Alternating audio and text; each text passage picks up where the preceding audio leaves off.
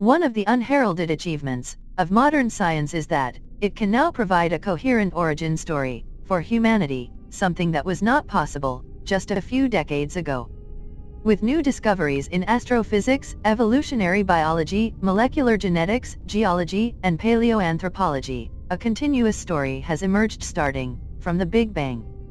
This is both a new cosmology that humanity is embedded in, and a grand tour of modern science.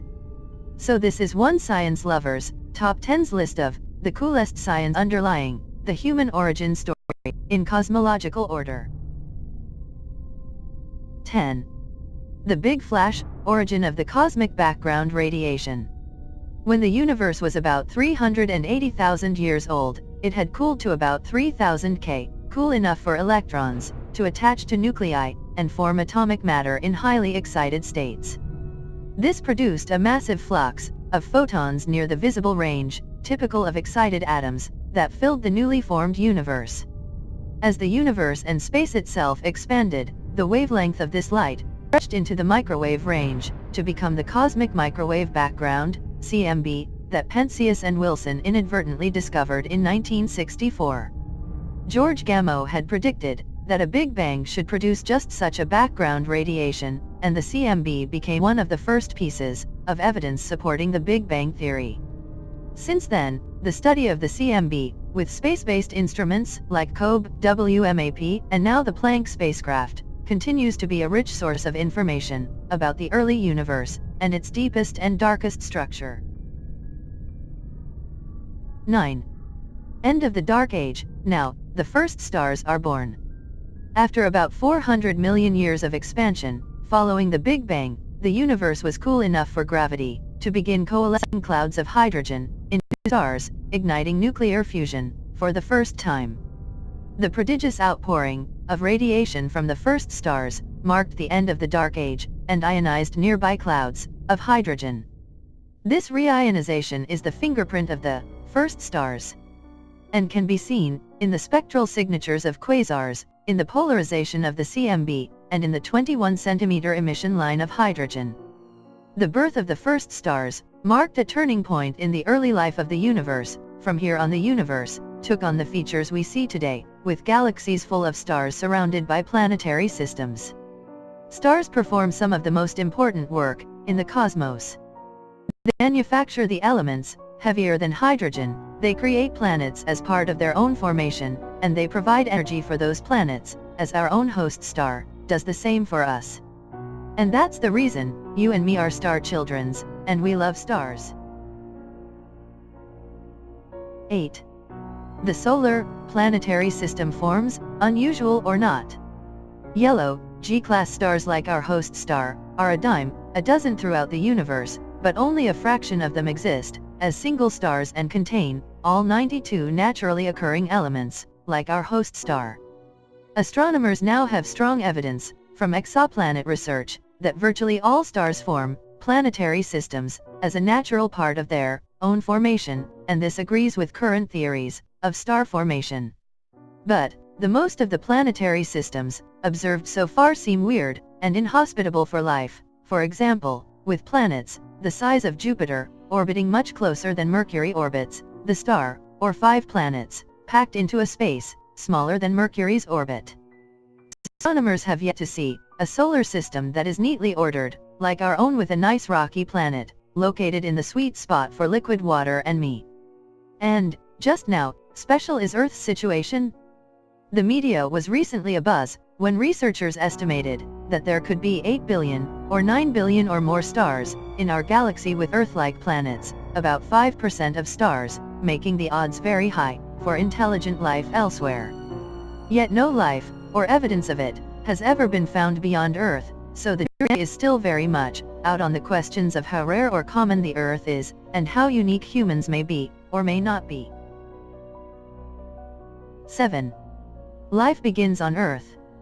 The presence of carbon-12 in ancient rocks suggests that the life began on Earth about 3.8 billion years ago. This means that DNA, or some precursor molecule, and could begin its relentless self-replication that drove the evolution of life. But how did such a fragile and complex molecule assemble? Organic molecules have now been seen throughout the universe. They can be found in the spectral signatures of stars and gas clouds. A Murchison meteorite that fell to Earth in 1969 contained 92 different amino acids, most never seen on Earth. However, it's a giant leap from amino acids to a living organism with a metabolic system that provides energy and a genetic system that stores information, directs the construction of proteins, regulates every function of the organism, and replicates itself, all enclosed within a membrane. Could life have been seeded from elsewhere? Or maybe it was just the chance, sloshing together of molecules, that was bound to happen somewhere. Or could there be some fundamental organizing principle in the universe that drives matter toward complexity? We don't know the answer, and the origin of life remains one of the greatest mysteries in all of science. 6.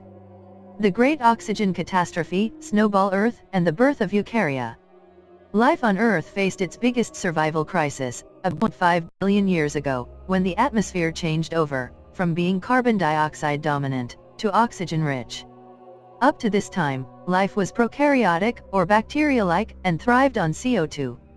But photosynthesizing bacteria used up CO2 and produced poisonous O2 that eventually filled the atmosphere. To make matters worse, the drop in atmospheric CO2 plunged the Earth into a massive deep freeze that has come to be called the Snowball Earth event.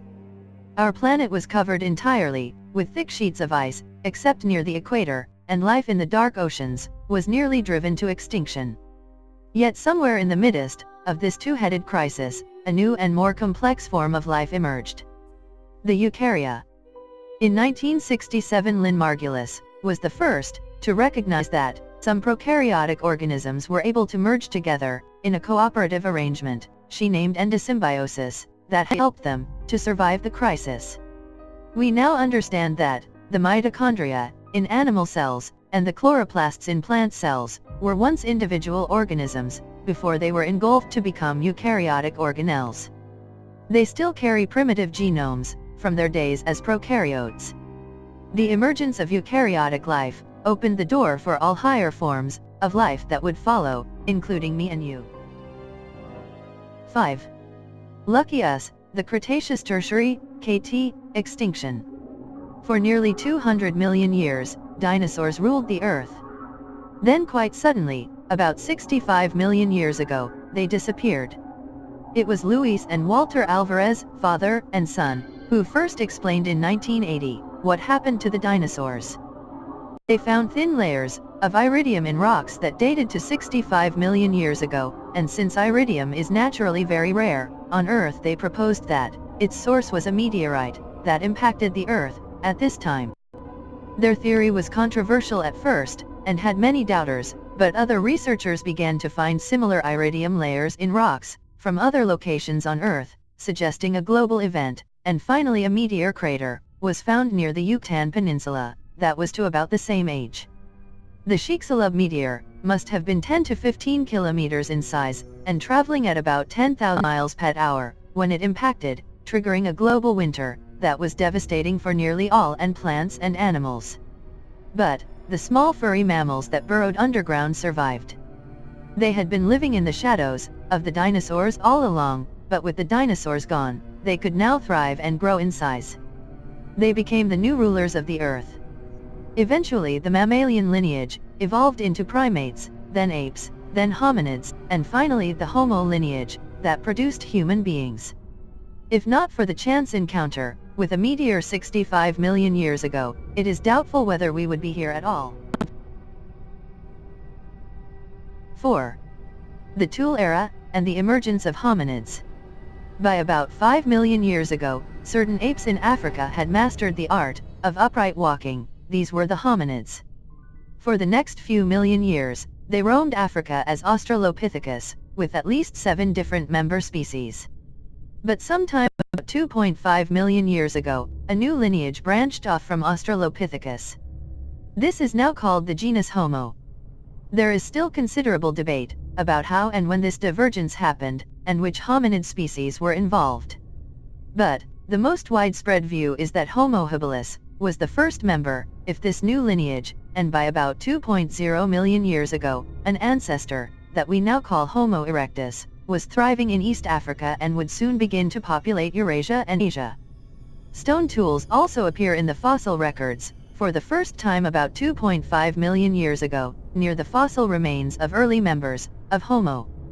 No other life form had ever manufactured and used stone tools, and passed along the art for many generations.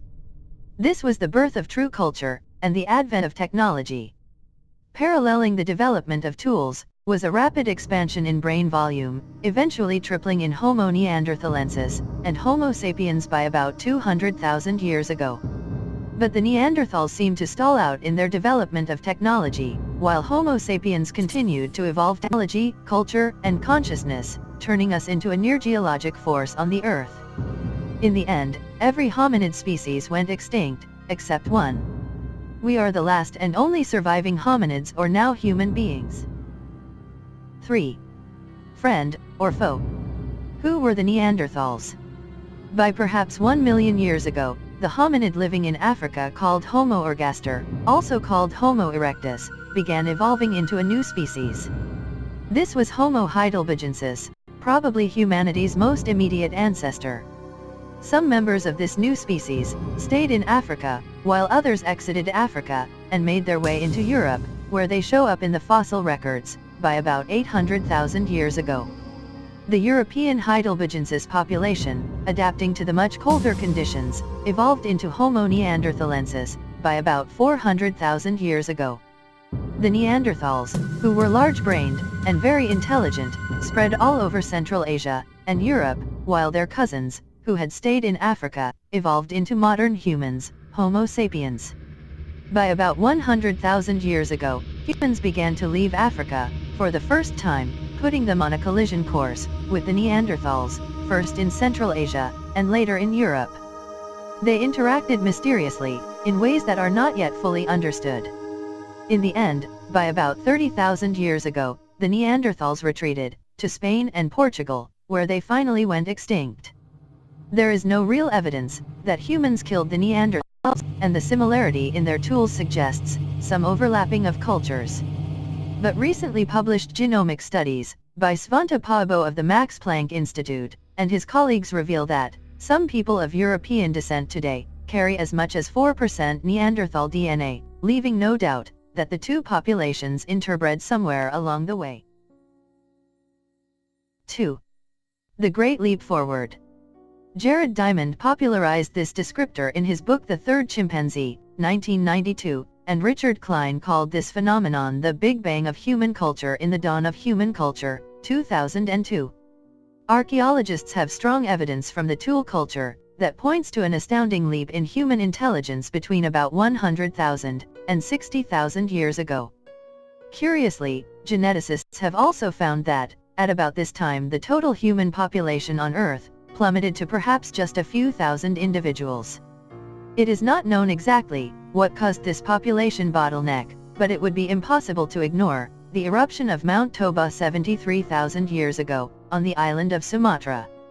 This was the largest volcanic event in the last 30 million years, depositing 30-foot thick layers of ash in India and triggering a global winter that may have lasted for 1,000 years.